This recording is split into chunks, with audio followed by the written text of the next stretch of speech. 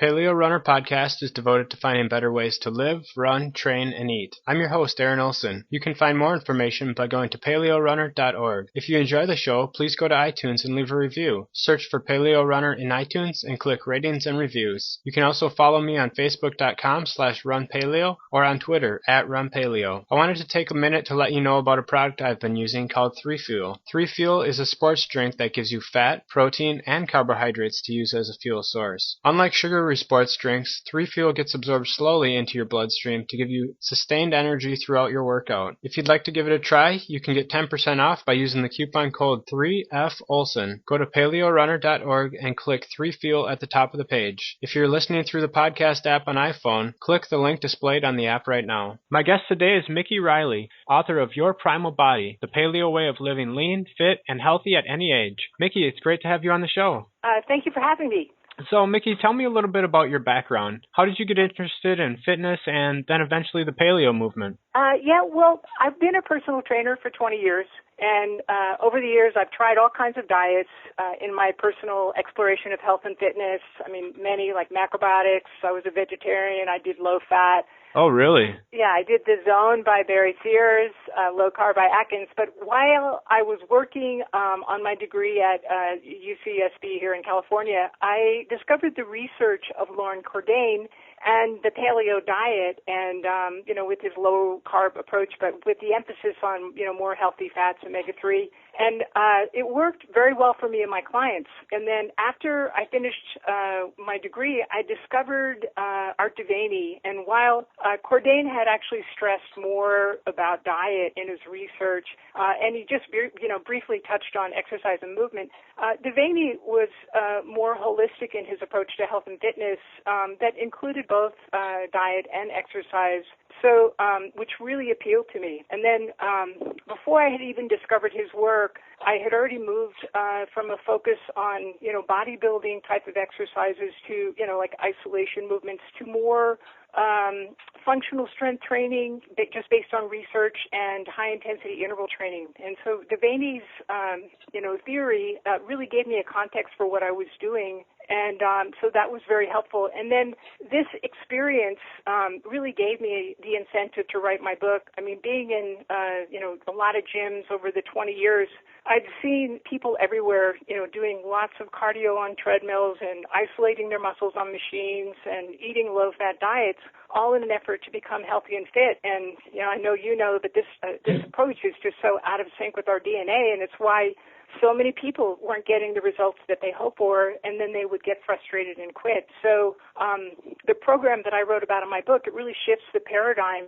for how to achieve a lean, muscular, and vibrantly healthy body, just based on your DNA. The idea is that, the body is designed to do what early humans did every day of their lives, move quickly to get out of harm's way, stay lean and muscular to hunt and gather food. Seems simple enough, but most people seem to miss that point, especially all the people that I was seeing in the gym. And, scientists who have, studied the remains of early humans tell us that, our ancestors were really in amazing condition, like, the modern day Olympic athlete. So the premise of my book is that, everyone, like young and old, has a birthright to be lean, fit, and healthy at any age, just like our ancestors were. And basically, they just need to restore their body to the level of health and fitness, and once they know how. So the book that I wrote, the 5-step Primal Body program, shows people how to do that. It's just basically a practical guide for implementing paleo-based nutrition and fitness into the modern lifestyle.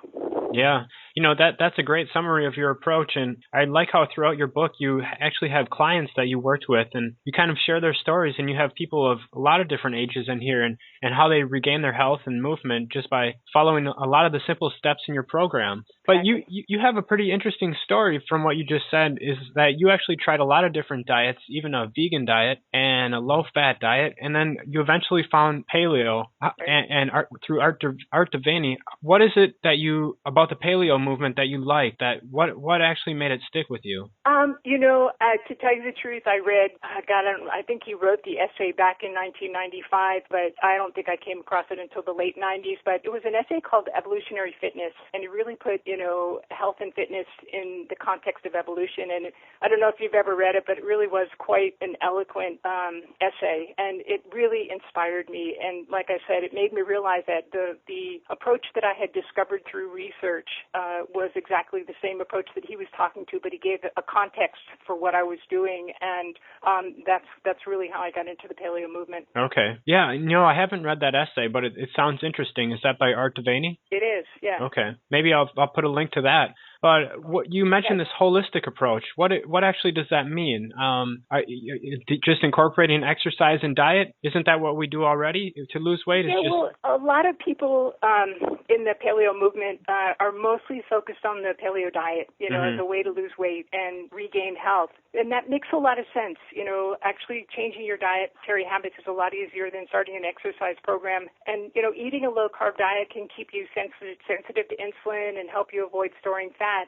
But what a lot of people don't realize, and a big important missing piece here, is that body composition affects insulin sensitivity too. So Lauren Cordain actually took a look at this, and he noted that pre-agricultural adults and modern Olympic athletes have similar body composition. So males had about 10% body fat, and females had about 15%, or the elite athletes do as well. And while the average modern male has about 25%, and the average modern female has about 35%. So this is significant because insulin receptors on muscle cells are much more efficient at glucose uptake than insulin receptors on fat cells. So fitness level is a big predictor in glucose uptake. So, for example, a lean, fit, muscular person may induce like 7 to 10 times more glucose uptake than someone who has more fat. In a response to a glucose load, say someone eats some carbohydrates, a fit person would secrete less insulin, right? Okay. They'd also store less fat.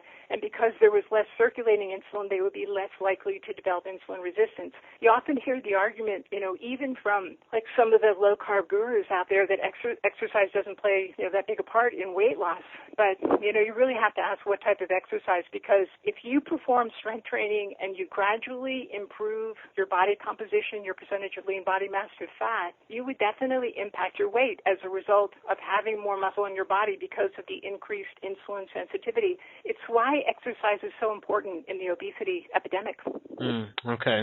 So you mentioned they're building muscle, but building muscle is pretty tough, but you have a lot of experience with that. As a bodybuilder, were you using the paleo diet, or were you using some other diet? And how do you actually get to that point where you're putting on muscle? Because as we age, I'm told that we actually lose a little bit of muscle every year. Right. As a bodybuilder, actually, when I competed, I had a brief experience of competition, and I just did 2 shows 1 week apart. And I did them back in 1992, and at that time I was doing low fat, so I dieted down on a low fat diet. And then, years later, I was dieting down or just trying to really heat, kind of get my peak condition for photos for promotion of my, website and other things. And I did it on a low-carb diet, and believe me, a low-carb diet is much easier to get down to your perfect ideal weight, no doubt about it. But putting on muscle is, to me, it's not that much of a challenge. It takes effort, but, our bodies are really designed to do that. We need those little stresses of, lifting weights. It's like the, the earlier days when we had to lift carcasses and drag them back to camp, and, we were lifting on a regular basis, and it's really, your body has an expectation for certain types of movement patterns, certain types of activities, as well as certain types of nutrients. So when you miss that part, I think it really affects your health. Okay. Yeah, in the book you talk about supplementing, and you actually mentioned that there's 6 super nutrients that we need to keep in our diet. Right. Can you talk a little bit about how important you think those are? Well, I think that, the nutrient density of our foods is really, meaning the actual vitamins, minerals, and other essential nutrients contained in food is really different today than it was, 40,000 plus years ago. Paleo anthropologists have looked at foods and compared and found that, the foods of many years ago were much more nutrient dense, even if you were to compare the same food like an apple today to an apple, 50,000 years ago. So my choice of supplements is based on what our modern bodies need to, best replicate replicate the nutritionally dense diet our ancestors ate. So that's how I came up with my list of Super 6. And they're based on what, the first one is omega-3, and, it's really based on what our bodies need the most. So omega-3 fatty acid is the single most deficient nutrient in the modern diet. So with the adoption of agriculture, ancestral humans began to eat more grains, which are higher in omega-6, and they tended to eat less grass-fed meat, an important source of omega-3, and they also changed the time. At that time, there was also more commercially raised animals that were fed grain instead of grass. So all of these changes caused an increase in omega-6 consumption and a decrease in omega-3 consumption. And basically, the supplementing with omega-3 is going to balance out your intake of both omega-3 and omega-6 so that you can get closer to the ratio that our ancestors had, which was a ratio of about 2 to 1. Okay, interesting. You also talk in your book about how this diet is anti-inflammatory, but what does that actually mean, and how is the diet anti-inflammatory? Right. Well, the primal diet is low in carbohydrates and higher in protein and fat. And when you eat high carbohydrate foods, you increase, the pro-inflammatory hormones, which inflame the body and lead to a large number of diseases. So because the primal diet is naturally low in carbohydrates, it reduces chronically elevated levels of insulin in the body. And also it's high in omega-3, the anti-inflammatory fatty acid, and low in omega-6, the pro-inflammatory fatty acid. So like I was mentioning before, it improves your omega-6 omega-3 ratio. And, a lot of people wonder, how does, inflammation come about in the diet? And, Barry Sears, wrote a book called Toxic Fat, When Good Fats Turn Bad. And he says that there's a perfect nutritional storm that happens where you have an increase in the consumption of refined carbohydrates, which causes high insulin levels, and an increase in the use of vegetable oils, which are high in the pro-inflammatory essential fatty acid omega-6. And the third factor is a decrease in the consumption of fish oils, which are high in the anti-inflammatory omega-3 essential fatty acids. So Sears says that when you consume an excess of carbohydrates and vegetable oils together, the increased level of insulin from the carbohydrates causes the omega-6 from the vegetable oils to produce an inflammatory hormone, and this really results in a low level of inflammation in the body, which leads to chronic disease. Okay. Now, Lauren Cordain, in his book, he actually says that dairy is inflammatory. Is that something that you agree with, and what's your view on dairy? I really, wrote that it's a gray area. Lauren Cordain is completely based on the ancestral diet. So all of his recommendations are exactly what, to try to match the types of foods that were available 40,000 plus years ago. And so he has objections to dairy based on the fact that it produces insulin-like growth hormone, IGF-1, in humans, basically because, it's designed for infants, right? It's supposed to make them grow, right, into larger adults or whatever. And so that's his main objection. But if you take a look at Weston Price, who was, around in the early, parts of the 1900s, about 1920, and he was comparing the modern civilization to the hunter-gatherers that were available in different parts of the world at that time. And he was finding tribes that were using dairy that were completely healthy and, didn't show any signs of, the diseases of civilization. So it's a gray area. Yeah, okay. I like how in your book you talk a lot about combining the movement and exercise with the diet, and it makes sense. And you have one chapter where you talk about pain-free movement, and you kind of show a lot of people how you've gotten them, even though they had pain in their knees or whatever, to start moving again. And actually, with the diet and exercise combined, they overcame some injuries. What are some of the things that you can do to start moving pain-free? Well, that's why, I call this a comprehensive approach, and each step kind of builds on the next step. So the first step is to get people eating the anti-inflammation, paleo diet or primal diet so that they start getting the inflammation out of their body or reducing the levels of inflammation, which really happens pretty quick. And then I get them to supplement, with omega-3 and, improving their omega-6 to omega-3 ratio, more work on getting the inflammation out of their body. And then for people that come in, like some of the clients that you may have read about in my my book that have already had some damage to their joints and the cartilage is worn down or completely gone, I encourage them to use glucosamine, and which is very helpful, for people that have arthritis. And then the next step is I help them to restore their muscles to pain-free movement using self-myofascial release.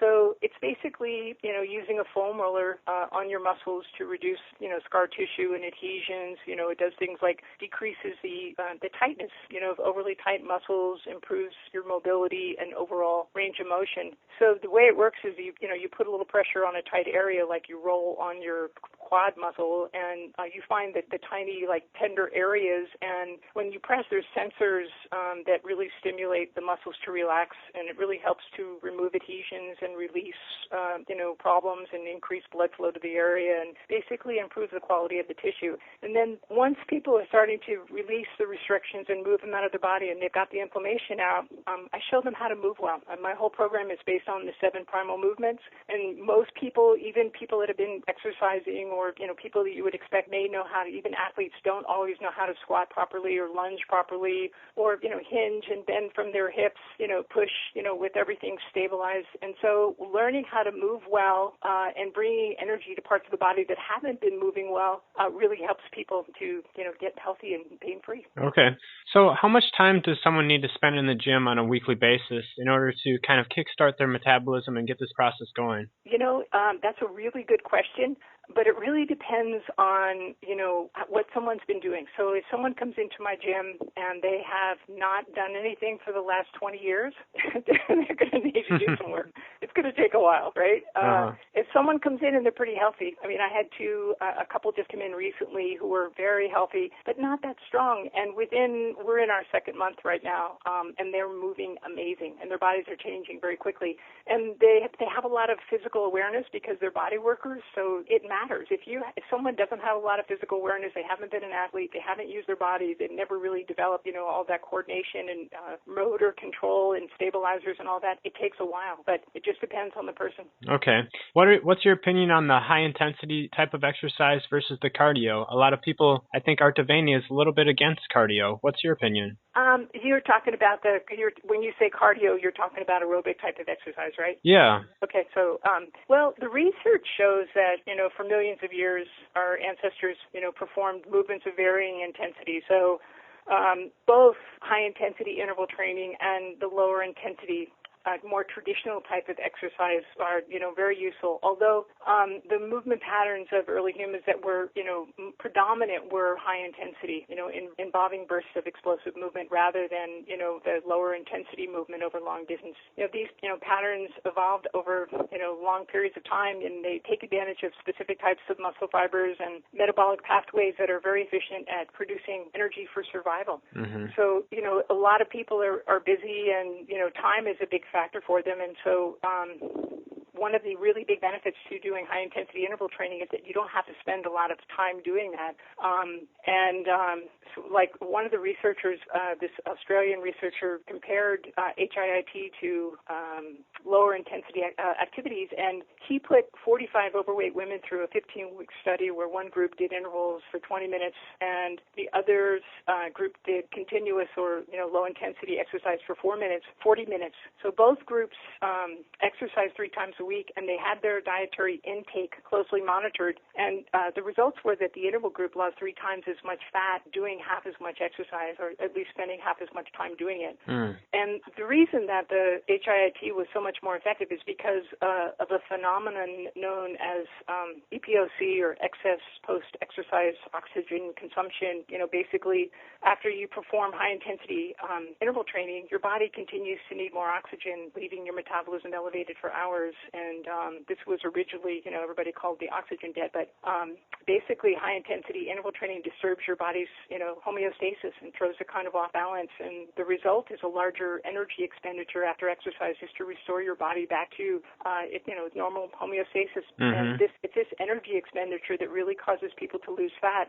And, from a fitness trainer's perspective, I have a lot of people walking into my gym on a regular basis, and the biggest concern for people is, how do I lose fat, and how fast, how long will it take? Well, HIIT is the fastest way to get there. Some people enjoy it. I know you're a runner. What's your opinion? I say if you enjoy running and that's what gets you out and gets you exercising, I say go for it. Right. But if you just love that high intensity stuff, do that. I think the body was just made to move. Right. Whatever works for you, whatever you like. Yeah, but it's probably good to do a little bit of both. But I definitely like running, so I'll probably keep doing it. I actually have a different system sprinting is the most traditional way to do intervals, but there's a newer approach that I actually use in my gym called metabolic resistance training, and it's doing resistance training that's performed in an interval fashion using time sets. So basically you have 45 to maybe 60 seconds of, one way to do it would be to use 45 to 60 seconds of working with an exercise, maybe like a push-up, and then rest for 15 to 30 seconds, and then perform another exercise, and you could take 5 exercises and then perform the entire circuit, a few times with a bit of rest in between each circuit. So you're basically getting your heart rate up and building muscle at the same time. So it's a very effective way to train your body in the minimal amount of time. Mm-hmm. Yeah, that minimal amount of time I think is really important because, we all have time constraints, and being able to get a workout in a short time is a great thing. Right, yeah. And if you do that 2 or 3 times a week, basically I think that's what you're asking me before. When someone gets healthy and they're, strong, and the ideal workout plan, in my opinion, is to work out 3 times a week. Okay. And if you do more than that, are you risking injury, or why 3 times a week? Why not every day? Why not once a week?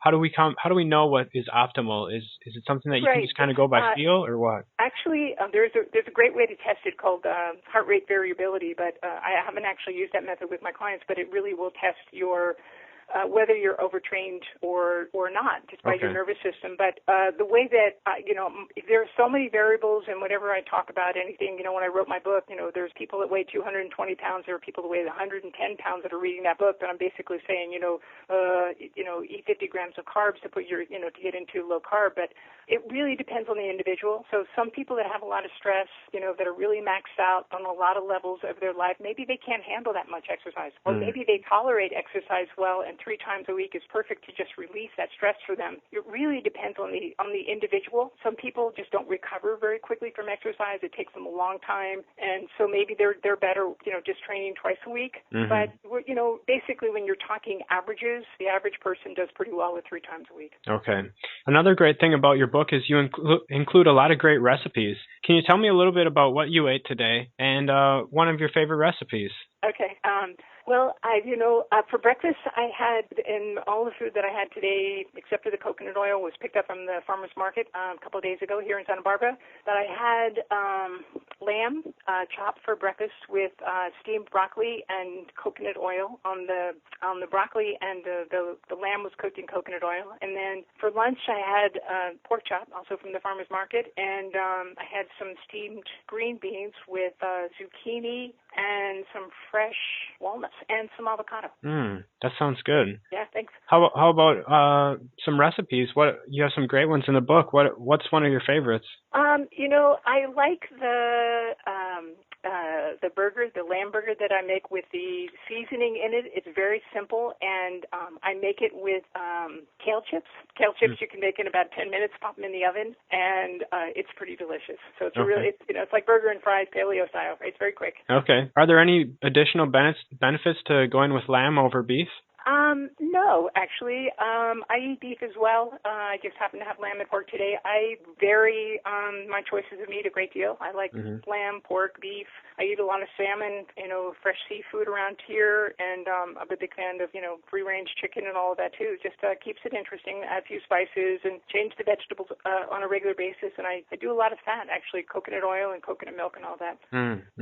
What do you think about the high-fat paleo movement? Have you heard about that, where people are kind of doing a diet that puts them in a state of ketosis, and they're doing like 70 to 80% fat? I know Jimmy Moore is doing that. I met him at the Ancestral Health Symposium, and I don't have experience with doing that much fat, although the diet that I've eaten for years is pretty high fat, because when I do I stay pretty lean just anyway doing the paleo diet, but if I want to get, super lean, I will go into a state of ketosis by lowering my carbs down below 50, and I really never measure how much fat I eat, but I know that occasionally I'll take a look at my overall caloric content, and it's pretty high, and I only eat as much protein as, my body really requires based on my lean body mass, so the majority of my calories actually come from fat. I'm a big fan of low carb. It works really well for me. I've done it for years. I find it very satisfying. I feel great all the time, and I never, ever have to be concerned about my weight. And so, to me, having tried all these different approaches, I started from a much higher carb and kind of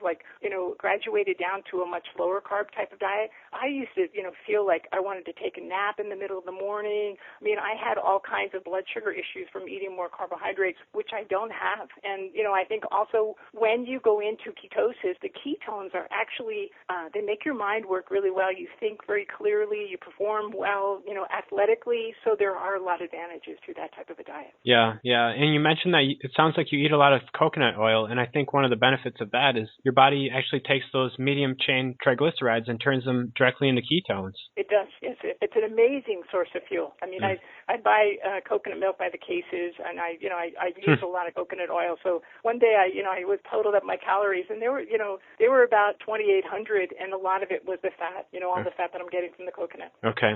So do you have any tips for listeners today on how they would get started on a diet like this? How they would get started? Well, yeah.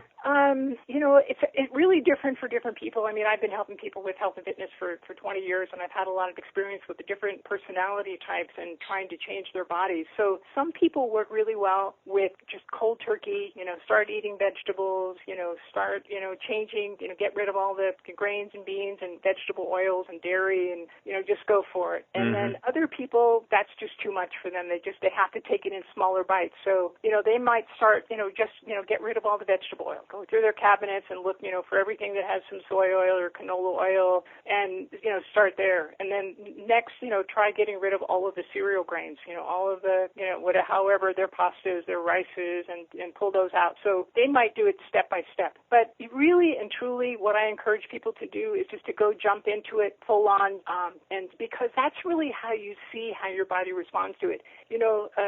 As far as getting all the inflammation out of your body, some people will say, okay, I changed quite a bit, but I'm still eating my oatmeal in the morning. Well, if they have a gluten intolerance, they're never going to feel great until they completely remove the grains out of their diet. So, the best way to go really is to just, jump into it and give your body a chance to go through it for at least 30 days, see what it feels like, and decide whether it's worth it for you. Yeah, I really like that approach. I think that's great advice. Once you start eating this way, you're going to feel so much better. You're not going to want to go back to all the crap. That's right. Yeah, that's right. And most people come to that conclusion. Yeah. So where can people go to find out more about you, Mikki? My website is fitnesstransform.com. I have a Facebook page, Your Primal Body, and I have Twitter, Mikki Reilly, MIKKIREILLY. Thanks. Great. Thanks so much, Aaron. Yeah, it's been great talking with you today. Thanks so much for being part of the show. Yeah, thank you. You've been listening to another episode of Paleo Runner Podcast. For more information, go to paleorunner.org. Thanks for listening.